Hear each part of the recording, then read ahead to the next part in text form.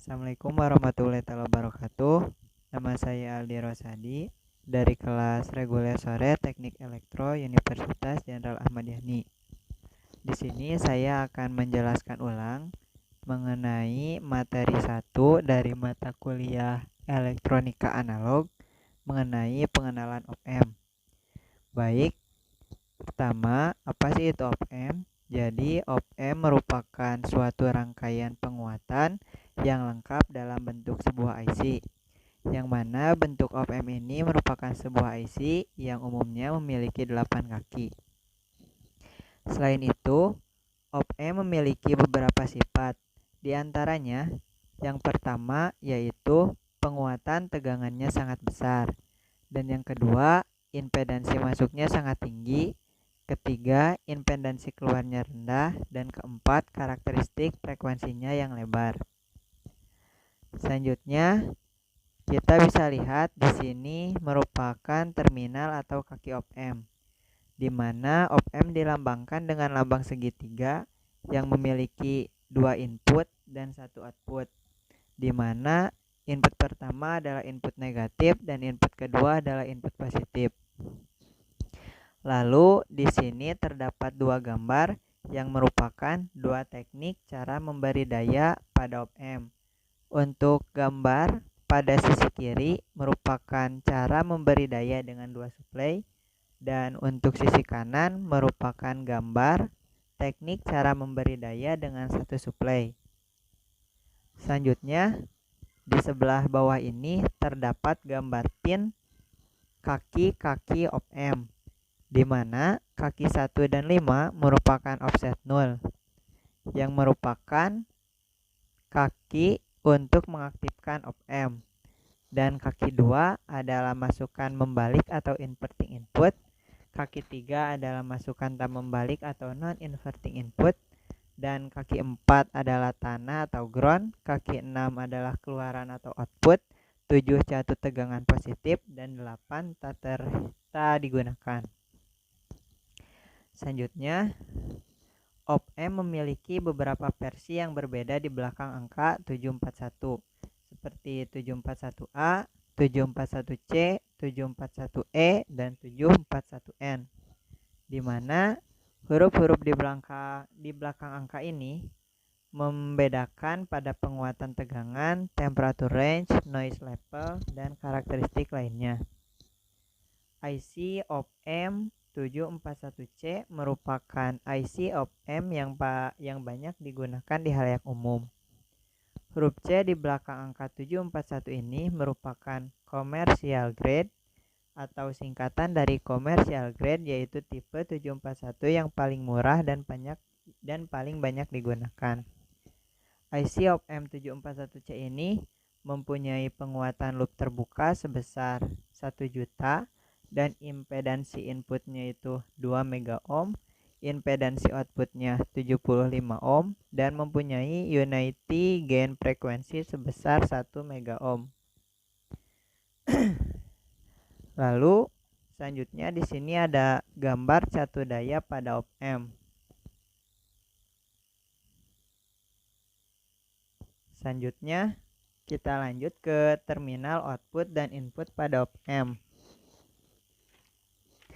Jadi op-amp ini memiliki dua input dan satu output, di mana maksimal V output itu sama dengan positif V saturasi, dan minimum V output itu adalah negatif V saturasi, di mana tegangan saturasi atau V saturasi adalah tegangan yang memiliki nilai di bawah tegangan supply antara 1 sampai 2 volt.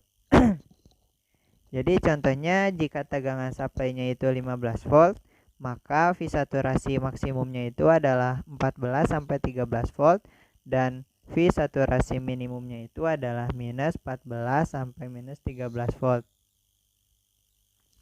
Selanjutnya di sini ada juga AOL. AOL disebut penguatan atau gain terbuka karena tidak ada umpan balik antara input dan terminal output, dibiarkan terbuka.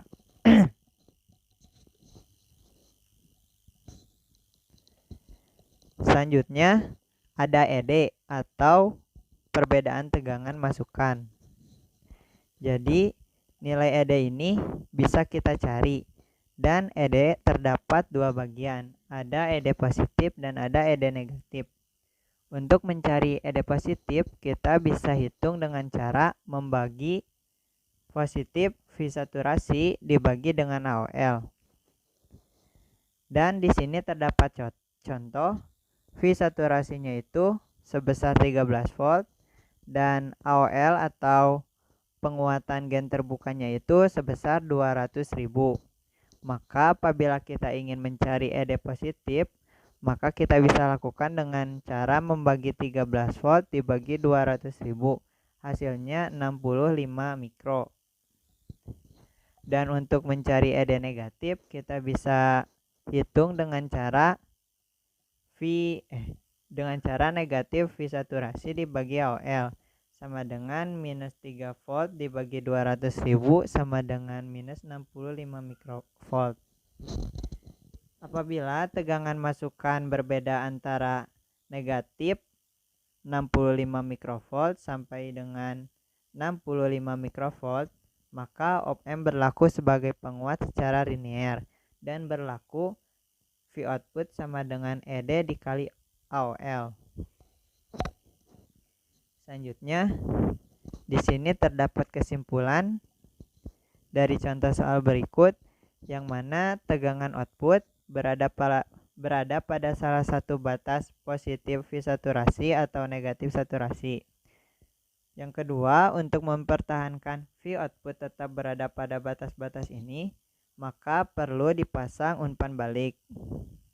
Dan yang ketiga, karena ED nilainya sangat kecil atau tidak mudah mengukurnya, maka untuk kepentingan praktis ED sama dengan 0. Selanjutnya, di sini terdapat tabel yang mana terdapat keterangan tegangan masukan negatifnya itu minus 10 mikro. Lalu ada tegangan masukan positifnya minus 15 mikro. ED atau perbedaan tegangan antara kedua tegangan tersebut sebesar minus 5 mikro. Polaritas ED kita bisa lihat dari nilai ED tersebut. Maka karena nilai ED itu negatif, maka polaritasnya negatif. Lalu untuk mencari V output atau VO, kita bisa kalikan AOL dikali ED. AOL kita bisa lihat di soal itu sebesar 200.000 dan ED sebesar 5 mikrovolt, maka VO-nya itu minus 10 volt dengan polaritas VO negatif dan nilai VO-nya itu minus 10 volt. Yang kedua, negatif 10 volt merupakan tegangan masuk negatif, 5 mikrovolt merupakan tegangan masuk positif, maka ED-nya itu sebesar 25 mikrovolt, polaritasnya positif, dan untuk mencari VO kita kalikan AOL 200.000 dikali dengan 25 mikro, hasilnya 5 volt, dan polaritas VO adalah positif dan VO nilainya itu menjadi 5 volt. Untuk contoh ketiga, tegangan masuk negatifnya itu sebesar minus 10 mikrovolt. Tegangan masuk positifnya itu minus 5 volt. Dan ED-nya itu sebesar atau perbedaan tegangannya itu sebesar 5 mikrovolt. Polaritas ED positif, VO-nya didapat 1 volt dari perkalian 200.000 dikali 5 mikrovolt. Polaritas VO positif dan nilai VO-nya 1 volt. Dan untuk yang keempat, tegangan masukan negatifnya itu sebesar plus 1.000.001. Tegangan masuk positifnya 1 juta. ED-nya perbedaan kedua tegangan minus 1, polaritas ED-nya minus. Dan VO hasil dari perkalian AOL dikali ED hasilnya minus 0,2 volt. polaritas VO negatif dan nilai VO-nya minus 0,2 volt. Yang kelima, tegangan masuk negatif sebesar positif 5 mV. Tegangan masuk positif sama dengan 0 mV, 0 volt. ED-nya sebesar minus 5 mV. Polaritas ED sama dengan minus. VO didapat dari AOL dikali ED 200.000 dikali minus 5 mV, hasilnya 1000 minus 10 volt minus 1000 volt. Polaritas VO-nya minus dan VO-nya itu minus, V saturasi sama dengan minus 3 volt. Dan untuk contoh terakhir, tegangan masukan minusnya 0, lalu tegangan masukan positifnya 5 mV, maka ED-nya atau perbedaan tegangan keduanya 5 mV dengan polaritas ED plus dan VO 1000 didapat dari AOL dikali ED 200.000 dikali 5 mV, dan polaritas VO sama dengan positif dan nilai VO sama dengan positif V saturasi positif V saturasi plus V saturasi sama dengan plus 13 volt.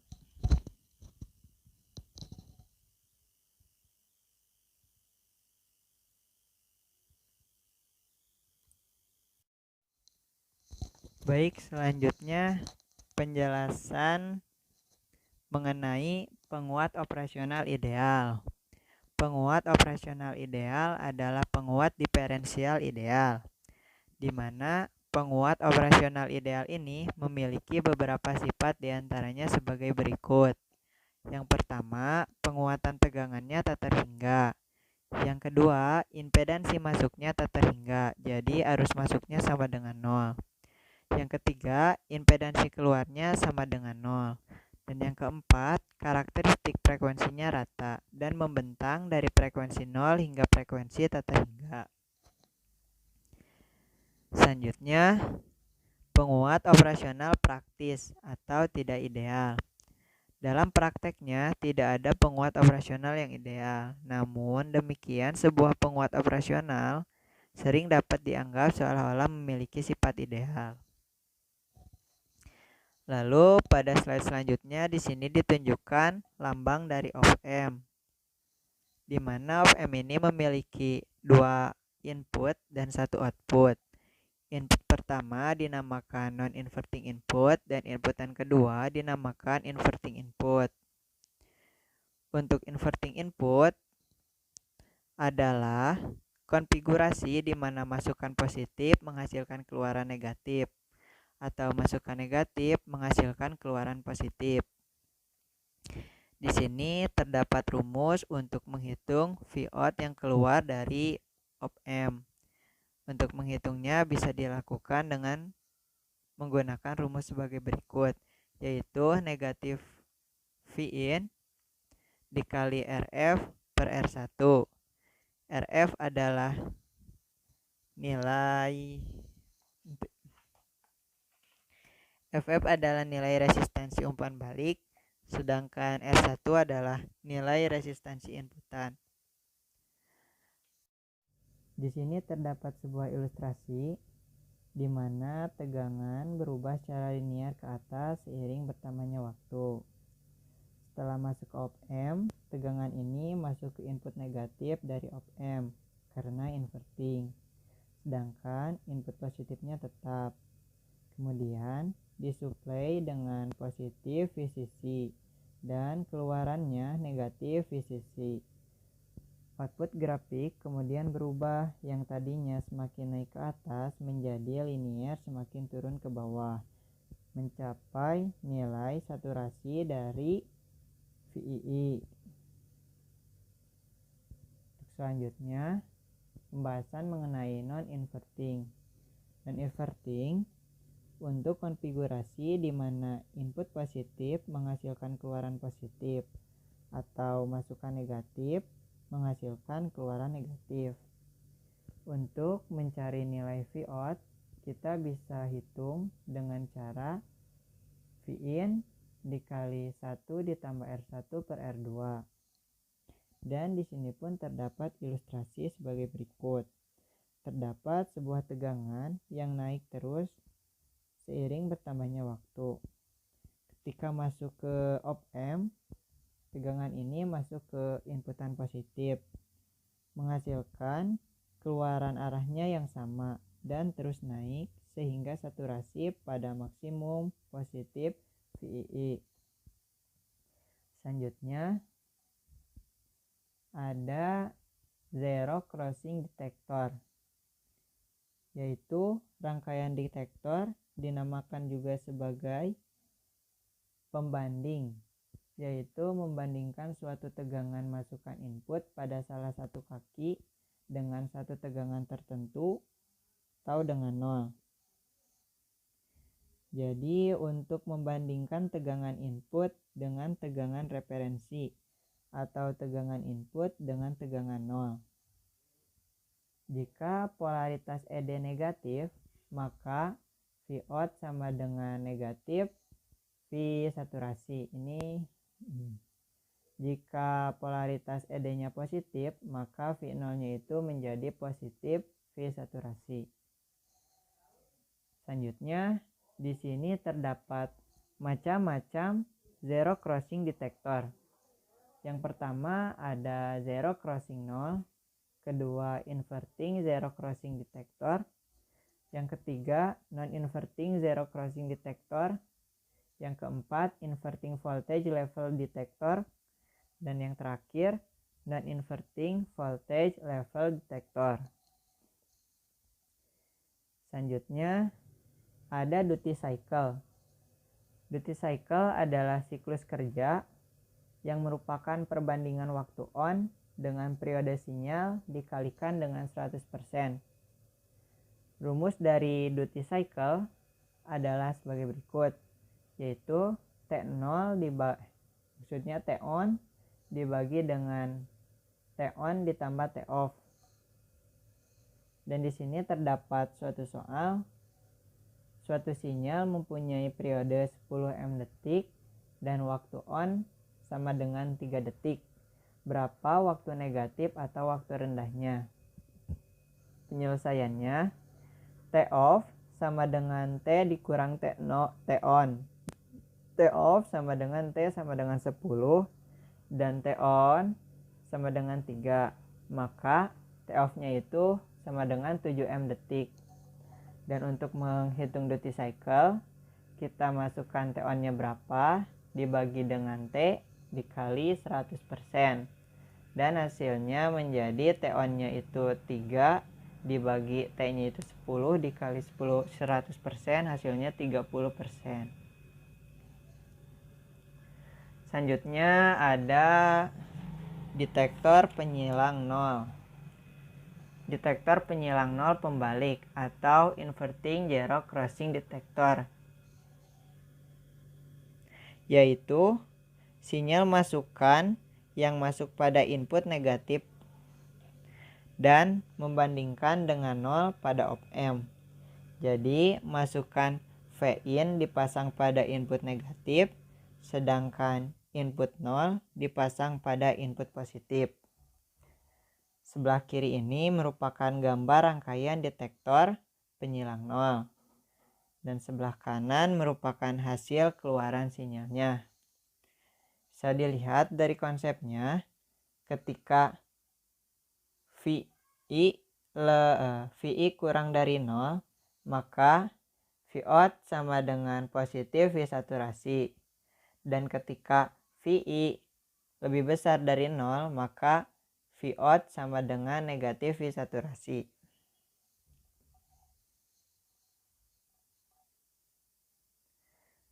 Selanjutnya ada detektor penyilang nol tak pembalik atau non-inverting zero crossing detector, yaitu sinyal masuk positif op-amp, yaitu sinyal masukan pada positif op-amp dan membandingkan dengan nol atau negatif pada op M. Konsepnya, perbedaan tegangan adalah positif input dikurang negatif input sama dengan VI sama dengan 0, dikurang 0. Konsepnya, jika VI lebih besar dari 0, maka Vout sama dengan positif V saturasi. Ketika VI lebih kurang dari 0, maka Vout sama dengan negatif V saturasi. Baik, selanjutnya untuk detektor taraf tegangan inverting level detector, yaitu sinyal masuk negatif pada op M dan membandingkan dengan tegangan referensi op M. Jadi perbedaan tegangannya positif Vref dikurang negatif input sama dengan Vref dikurang VI. Konsepnya, VI sama dengan VI lebih besar dari ref, maka V output sama dengan negatif V saturasi. Jika VI kurang dari Vref, maka V output sama dengan plus V saturasi. Selanjutnya, detektor taraf tak membalik atau inverting atau non-inverting voltage level detector, yaitu membandingkan sinyal masukan pada positif of M dan membandingkan dengan Vref. Perbedaan tegangannya, positif input dikurang negatif input sama dengan VI dikurang Vref. Jika VI lebih kecil dari Vref, jika VI kurang dari Vref, maka V output sama dengan negatif V saturasi. Jika VI lebih besar dari Vref, maka V output sama dengan positif V saturasi. Selanjutnya, rangkaian tegangan referensi. Untuk mencari nilai rangkaian tegangan referensi, maka bisa kita gunakan rumus sebagai berikut, yaitu R2 per R1 ditambah R2 dikali V dikali V. Di sini terdapat contoh, misalkan positif V-nya itu 12 volt, R1-nya 100 ohm, R2-nya 50 ohm. Maka Vref-nya adalah Vref sama dengan 50 per 100 ditambah 50 dikali 12. Maka hasilnya 4 volt. Baik, selanjutnya di sini saya akan menjelaskan mengenai latihan soal nomor 1. Yang diketahui di sini terdapat tegangan input sebesar 15 volt dan tegangan saturasi sebesar 13 volt. Dan yang ditanyakan adalah hitung T-on, hitung T-off, dan duty cycle. Dan yang kedua, gambarkanlah output tegangan FO. Pertama, kita cari nilai referensi yang belum diketahui dengan cara menggunakan rumus R2 per R1 ditambah R2 dikali tegangan input. Di sini diketahui R2-nya itu 10 kilo ohm dan R1-nya itu sebesar 50 kilo ohm. Kita masukkan saja, maka hasilnya menjadi 2,5 volt. Selanjutnya, untuk mencari T-on, pertama kita tentukan satu periodenya itu dari positif Vsat sebelum 40 milisecond sampai positif Vsat antara 140 sampai 180 milisecond. Itu satu periode terhitung 140 milisecond. Untuk T-on, yang positif Vsat ada di 140 sampai 160. 140 ke 160 ini membutuhkan 20 milisecond. Selanjutnya 80 ke 140. Setengahnya ini belum teon. Kira-kira 110 sampai 140. Dan dari 110 ke 140 membutuhkan 30 milisecond. Setengah dari 30 milisecond adalah 15 milisecond. Jadi T-on-nya itu 15 ditambah 20. Hasilnya 35 milisecond. Itu untuk T-on. Dan untuk T-off kita bisa menghitungnya dengan cara T dikurang T-on. T-nya itu diketahui 140 dan T-on-nya 35. Jadi T-off-nya itu 105 milisecond. Selanjutnya duty cycle. Duty cycle bisa dihitung dengan rumus T-on per T dikali 100%. T-on-nya di sini diketahui 35, T-nya 140 dikali 100%, hasilnya 25%. Baik, selanjutnya saya akan menjelaskan mengenai gambar output tegangan FO yang telah saya buat.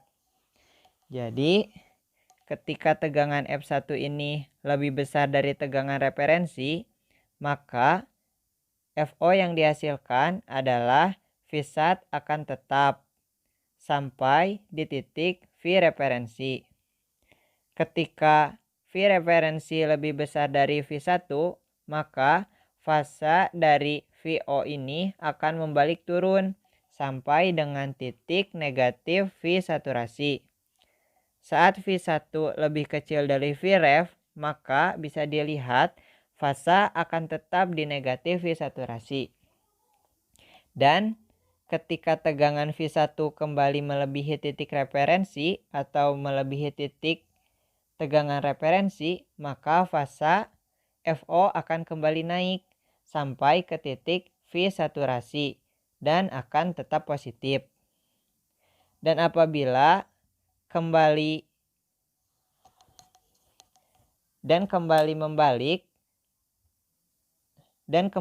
membalik turun sampai ke negatif Vsat apabila nilai V1 lebih rendah atau lebih kecil dari nilai Vref. Sekian yang bisa saya sampaikan. Mohon maaf apabila banyak kekurangan dan kesalahan di dalamnya. Wassalamualaikum warahmatullahi wabarakatuh.